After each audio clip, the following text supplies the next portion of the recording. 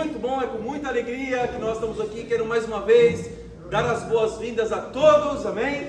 Nós somos a Igreja Cristã Internacional do Rio de Janeiro.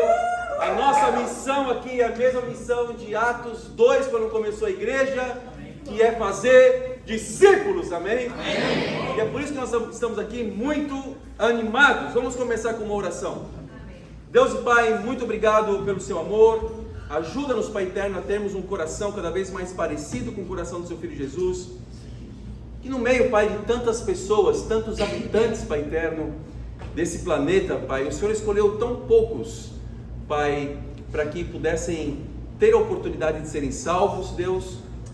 Ainda que o Senhor chame todos, Pai eterno, mas o Senhor escolhe poucos. O Senhor escolhe aqueles que tomam a decisão de se comprometerem com o Senhor, Pai. Obrigado por tudo.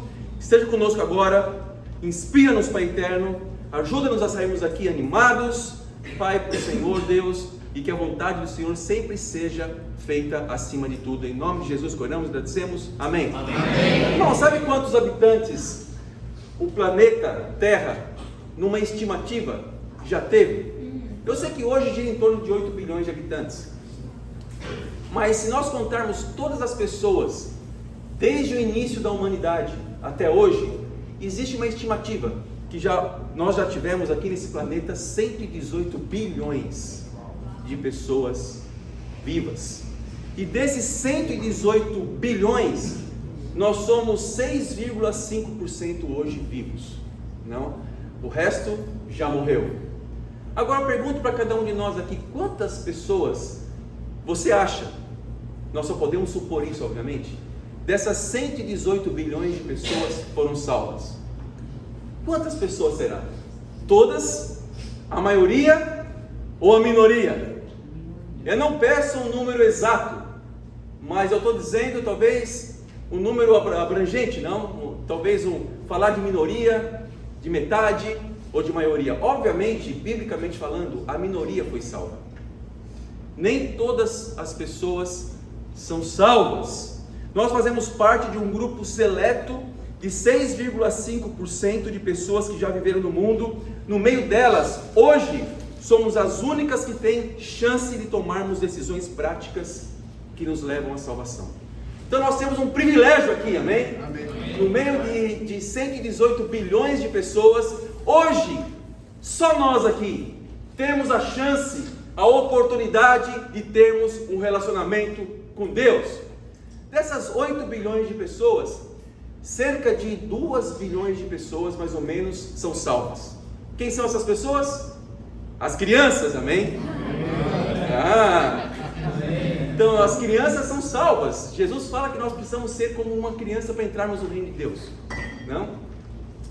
E interessante porque nós, os outros 6 bilhões de pessoas, a minoria, muito pequena, infelizmente, tem conseguiu ou está tomando decisões, está no caminho da salvação, amém?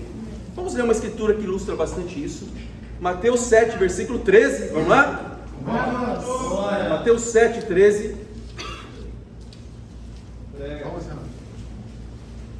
Essa não é uma boa notícia, mas junto de más notícias existem boas notícias também, amém? Nós vamos primeiro dar a má notícia. Qual é a má notícia? Todo mundo que atinge a idade adulta, infelizmente, não vai para o céu. Todos. A não ser aqueles que tomam a decisão de se converterem a Jesus. E esse grupo de pessoas é uma minoria da minoria da minoria. Pouquíssimas pessoas. E nós podemos embasar esse entendimento aqui, em Mateus 7, versículo 13. Olha o que Jesus fala: entrem pela porta estreita, pois a larga é a porta e amplo o caminho que leva à perdição, e são muitos os que entram por ela. Como é estreita a porta e apertado o caminho que leva à vida, são poucos os que a encontram. Mesmo que todo o mundo seja evangelizado em nossa geração, E evangelizar todo mundo não é batizar todo mundo, ok? Alguns pensam isso, né? Então, imagina se todo mundo tivesse discipulador. Imagina o discipulador do presidente, o discipulador do governador, do prefeito, né? Dos juízes. Não, a minoria. A porta é estreita, apertado é o caminho daqueles que são salvos, daqueles que têm a oportunidade de conhecerem a Deus, com um relacionamento estreito com Deus. Então, evangelizar o mundo também não é convidar todo mundo, não, também não é chamar todo mundo, né? Alguém já foi convidado por um discípulo, não. Evangelizar todo mundo significa que é dar oportunidade para as pessoas, mesmo aquelas que nunca foram chamadas, nunca foram convidadas, a conhecerem a Bíblia, os princípios básicos que são capazes de nos tornar discípulos. Amém. Como isso? Vou dar um exemplo. Por exemplo, a Coca-Cola. Não é todo mundo que já tomou Coca-Cola aqui, não. Tem gente que não gosta de Coca-Cola. Mas a Coca-Cola, em qualquer lugar do planeta que você vai, alguém já escutou falar de Coca-Cola, né?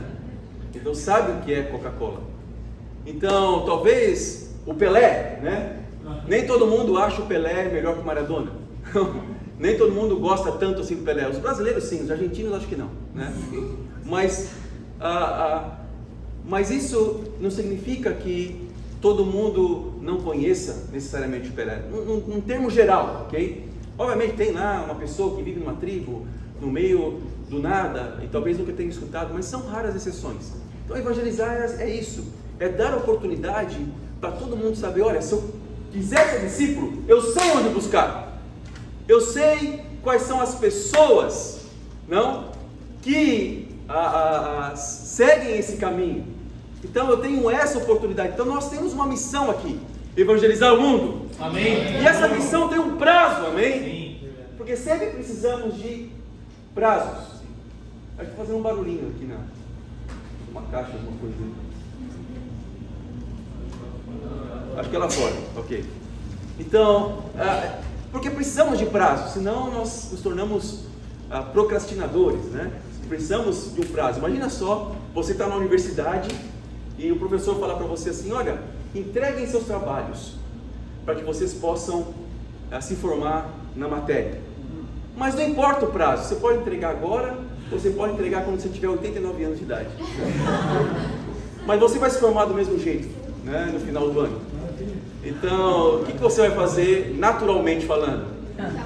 Vai procrastinar. A grande parte de nós aqui, existem alguns que não, né?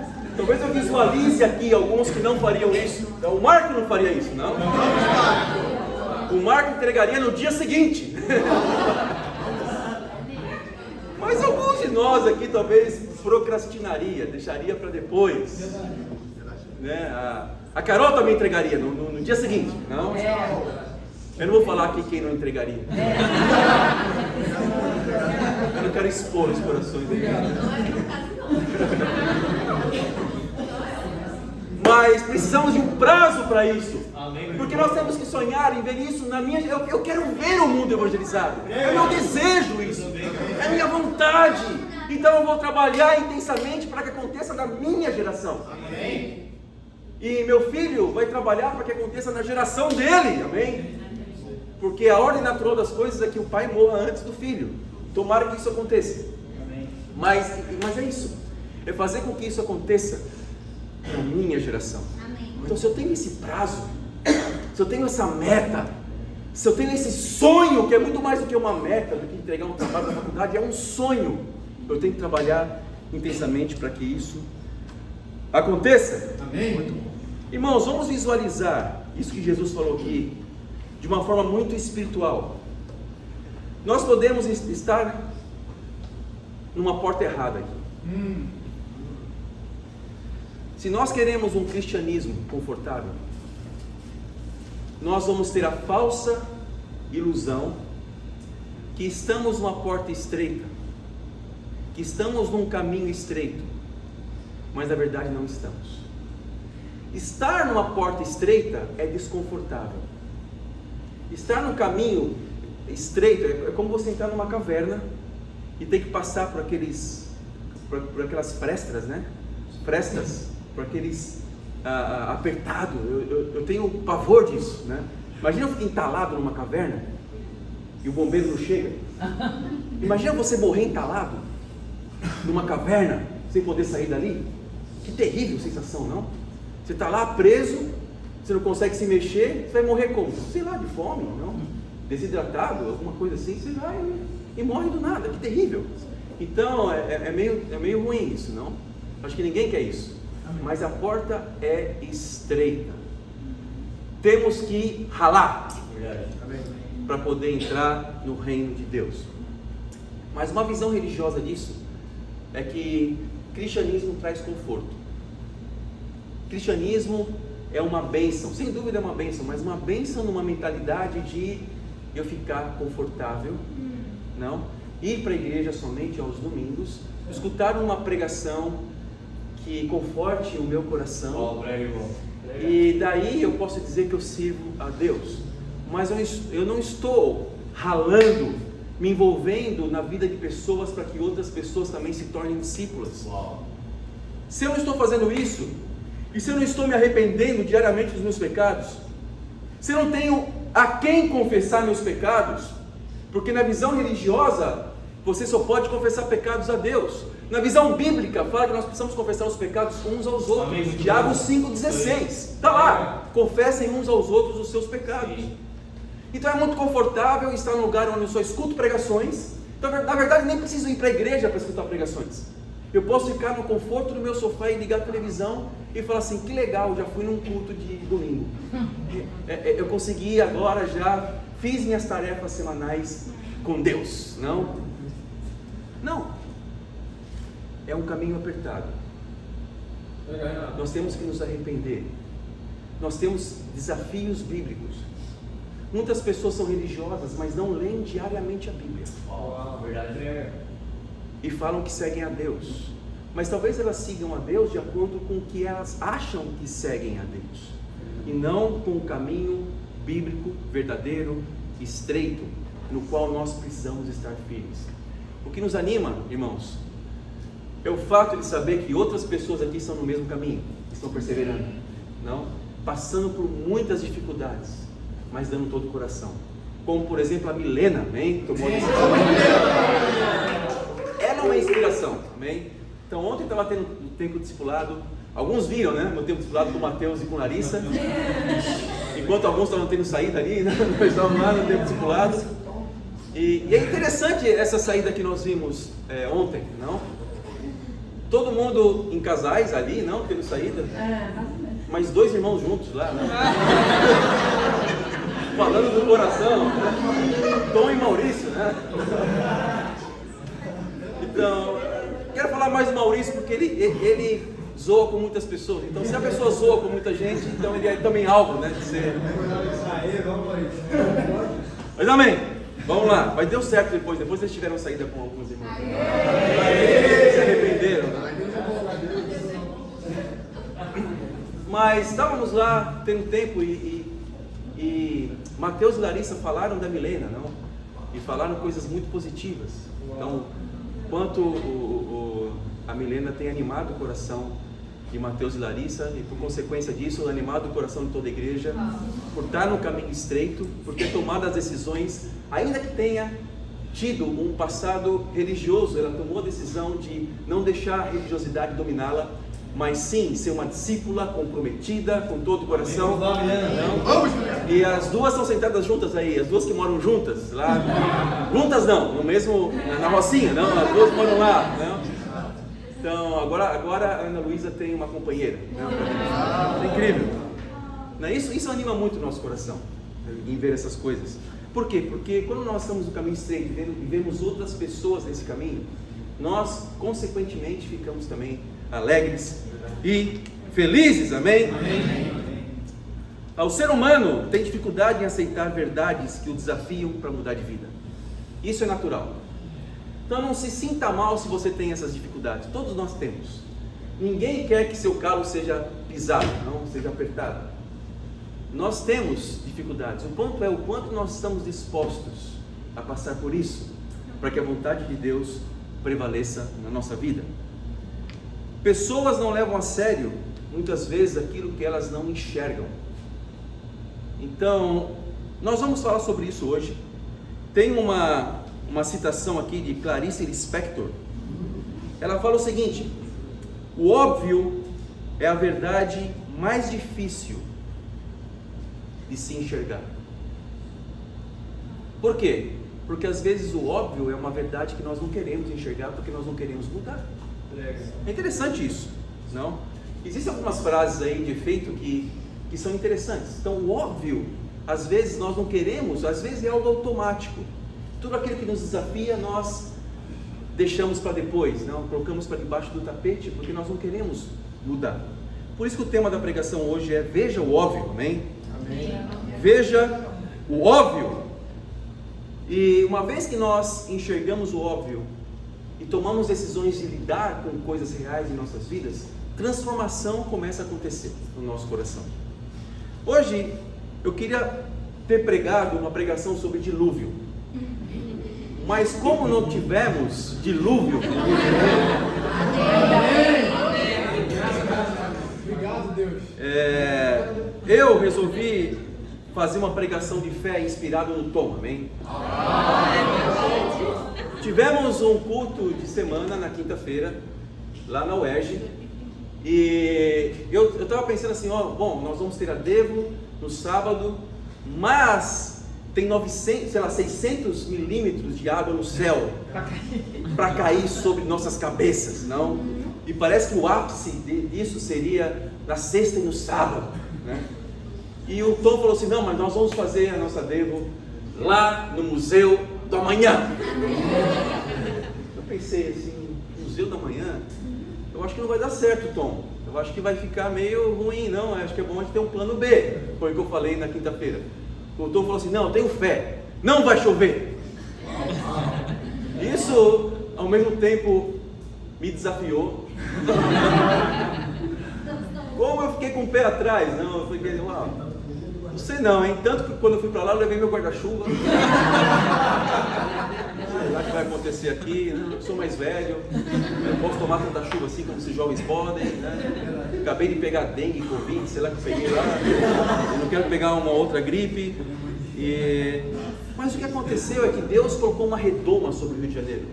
É verdade. E eu estava vendo a temperatura, parece que as nuvens foram desviadas. Não? E não choveu exatamente no momento do Devo.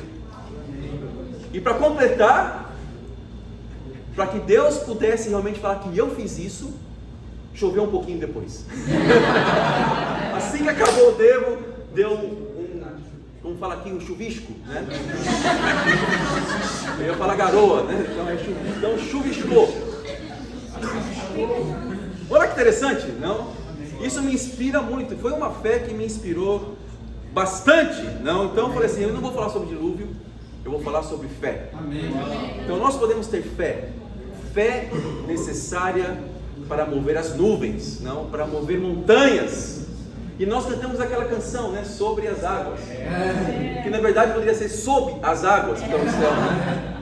Não, e Deus é que move as águas para longe da gente, na nuvem, não? Então isso é incrível, muito bom. Então, pensando nisso, qual é o óbvio? Qual é o óbvio numa situação que exige de nós uma decisão e fé, né? O óbvio nessa situação era pensar assim: vamos fazer na rap dos irmãos, a nossa devocional. E não vamos lá para o Museu da Manhã, isso é uma loucura. Mas o óbvio para quem tem fé é diferente, não? Qual é o seu óbvio? Qual é o óbvio da sua vida? O que é aquilo que te desafia? Que vai fazer você orar mais para tomar decisões radicais? Vamos aprender em João 6, versículo 1, ponto número 1, o óbvio da fé. Vamos lá. João 6, versículo 1. Estão animados, irmãos? Sim. Rapidamente. Algum tempo depois, Jesus partiu para outra margem do mar da Galileia, ou seja, do mar de Tiberíades. E grande multidão continuava a segui-lo, porque vira os sinais miraculosos que ele tinha realizado nos doentes. Então Jesus subiu ao monte, sentou-se com seus discípulos. Estava próxima a festa judaica da Páscoa. Olha que interessante, irmãos. Jesus estava ali prestes a falar com seus discípulos depois de muitos milagres terem acontecido. Então imagine a expectativa, não? Os discípulos ali, né? E Jesus no alto com seus discípulos. Algum ensinamento viria. Jesus tinha uma expectativa de fé muito grande. Continuando, versículo 5. Levantando os olhos e vendo uma grande multidão que se aproximava, o que Jesus faz?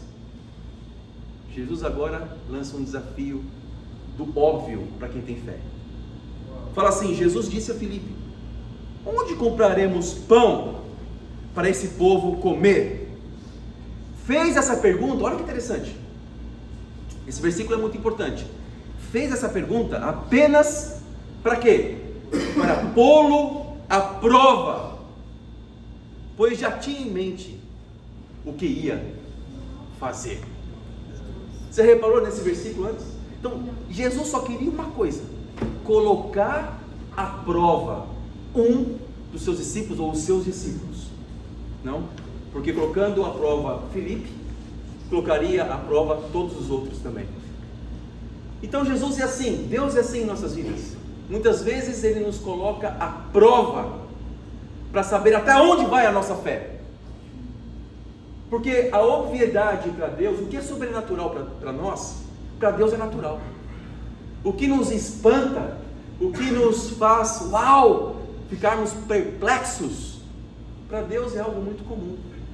Então muitas vezes Deus vai nos colocar ou permitir que nós estejamos em situações difíceis para saber até onde vai a nossa fé, para esticar a nossa fé. Então viu a multidão e Jesus queria usar essa situação para ensinar algo e para esticar a fé dos discípulos. E fez uma pergunta óbvia, só para pôr Filipe à prova. Mas o que Filipe respondeu? Não? Isso é muito importante. O que Filipe pensou em tudo isso? Ele respondeu de acordo com o que ele achava óbvio, e não de acordo com o que Jesus achou óbvio. Não, acha óbvio. Vamos continuar aqui. João 6, versículo 7. Vamos lá. Filipe respondeu: 200 denários não comprariam pão suficiente para que cada um recebesse um pedaço. Esse é o óbvio do ser humano, não? Da pessoa humanista que não tem visão espiritual. Então é óbvio, nós não temos, é óbvio que vai chover no sábado. Todas as previsões estão dizendo que vai ter um dilúvio no Rio de Janeiro. Não teve ponto facultativo. Sim. Eu nunca vi isso na minha vida. Nunca vi. Ponto facultativo em todos os órgãos públicos do Rio de Janeiro, porque ia chover.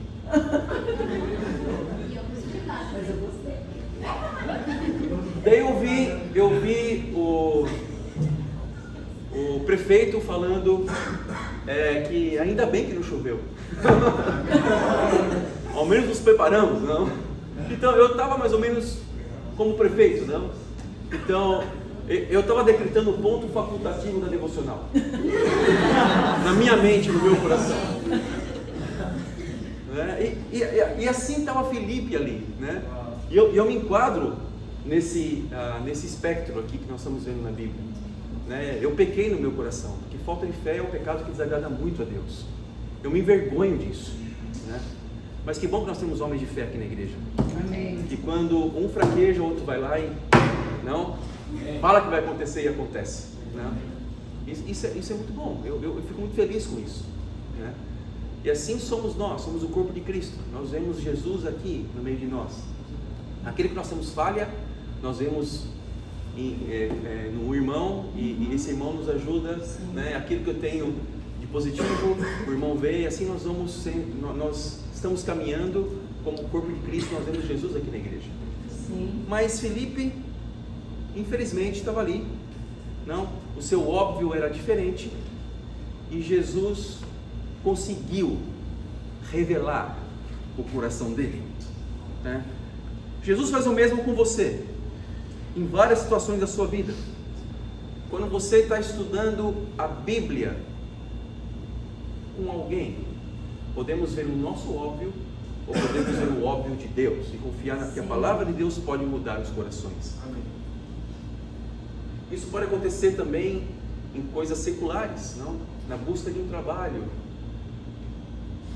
passar num vestibular, tirarmos boas notas na faculdade, não? O óbvio pode ser diferente se nós entrarmos na perspectiva de Jesus. No sentido, a multidão poderia estar com mais fé que Filipe, porque estavam seguindo Jesus sem comer. Verdade. Talvez alguns estavam ali reclamando que estavam com fome, não? Jesus estava preocupado com isso, no sentido, mas a preocupação maior é até onde vai a fé dos discípulos para alimentar essa multidão. Talvez a multidão estava com fé ali, mais fé que Filipe. Vamos seguir Jesus, Jesus vai prover, Ele vai nos dar o que nós precisamos. Vamos seguir Jesus mesmo com fome. Continuar aqui, vamos ler versículo 8. Outro discípulo, André, irmão de Simão Pedro, tomou a palavra. Aqui está um rapaz com 5 pães de cevada e 2 peixinhos. Mas o que é isto para tanta gente? Disse Jesus: mandem o povo assentar-se. Havia muita grama naquele lugar, e todos se assentaram.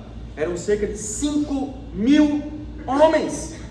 Então Jesus tomou os pães, deu graças e os repartiu entre os que estavam assentados, tanto quanto queriam, e fez o mesmo com os peixes.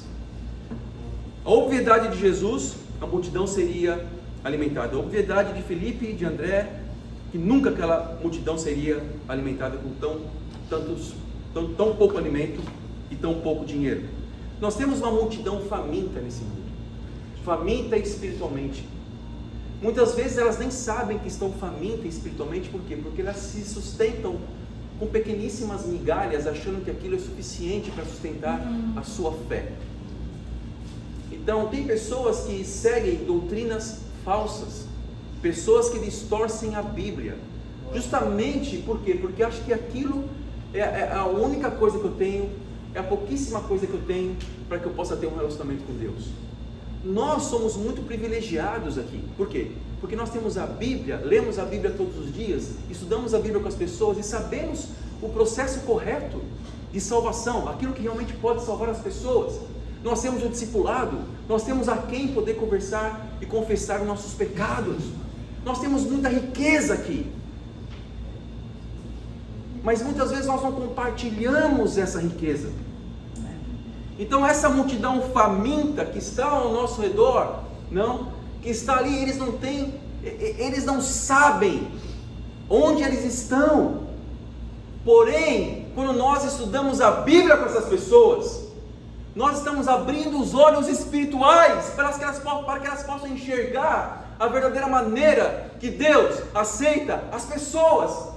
Nós temos um poder em nossas mãos que não vem de nós, mas vem do Espírito Santo. Amém. O poder de convencimento, porque a Bíblia dá alguns nomes para o Espírito Santo: o Consolador, aquele que convence as pessoas, o Auxiliador. Então esse é o Espírito de Deus, que usa a sua palavra para que pessoas sejam convertidas. Não é o Espírito de Deus que faz as pessoas ficarem girando nos cultos, não, falando em línguas estranhas, quando na verdade a Bíblia fala que são idiomas, não são línguas estranhas. Não é o Espírito Santo que dá shows nas igrejas, mas é o Espírito Santo que alimenta espiritualmente as pessoas. Amém. Prega. Aquele Espírito Santo que nos convence do que realmente é pecado. Aquele Espírito Santo que nos dá salvação. E a Bíblia fala em Efésios 6 que a espada é a palavra do Espírito. Amém. Então o Espírito Santo e a palavra sempre andam juntos. Eles nunca vão dizer uma coisa que contradizem, não?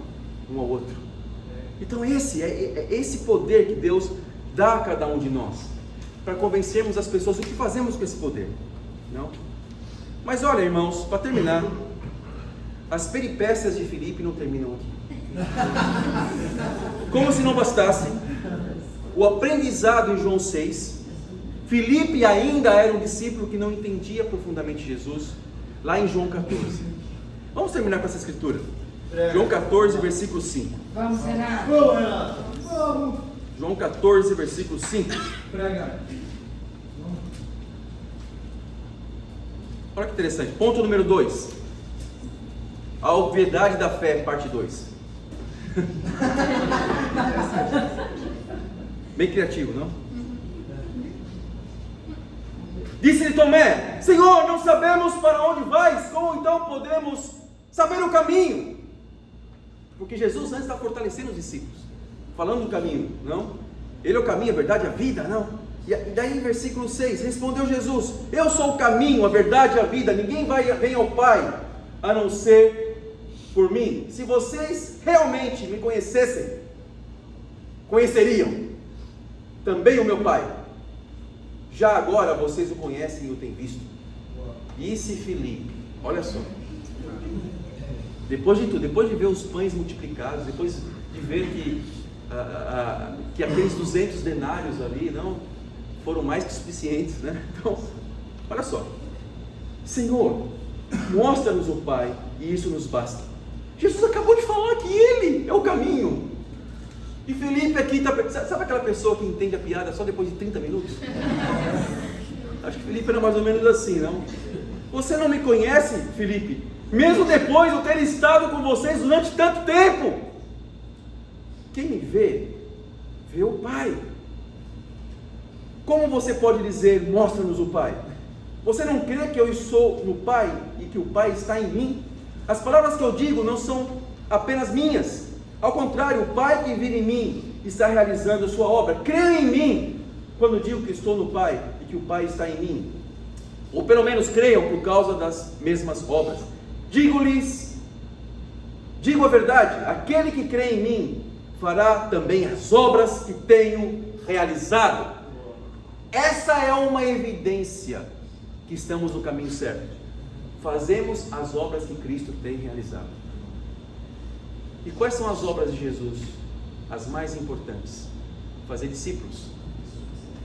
Porque esses discípulos fazem discípulos, não? E isso salva as pessoas. Então não é simplesmente alimentar pessoas que estão aqui que depois vão ter fome de novo. Porque Jesus é o pão da vida, mais do que o pão físico. Não é simplesmente providenciar curas, mas depois as pessoas vão ficar doentes e vão morrer do mesmo jeito. Então, quando uma pessoa é curada, simplesmente está prorrogando o prazo da morte.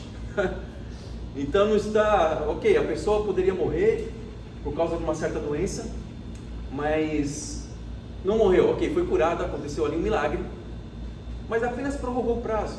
Isso não resolveu a situação da vida da pessoa. Então Jesus veio trazer algo mais profundo, veio trazer a salvação, algo eterno. É isso que ele está dizendo aqui. Digo-vos a verdade, aquele que crê em mim fará também as obras que tenho realizado. São as principais obras.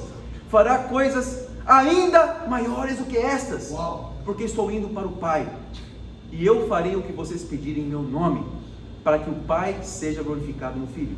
O que vocês pedirem em meu nome, eu farei. Amém. O óbvio de Tomé era tentar encontrar o caminho de Jesus. O óbvio de Jesus é que ele mesmo era o caminho. O óbvio de Filipe era o mesmo de Tomé, mesmo depois de Jesus ter andado tanto tempo com eles. O óbvio de Jesus é que ele é o próprio Deus, capaz de resolver todos os problemas, principalmente os problemas relacionados à vida eterna. Amém? Amém. Jesus veio trazer um reino atemporal, o qual nós podemos entrar, participar e sermos felizes. Amém?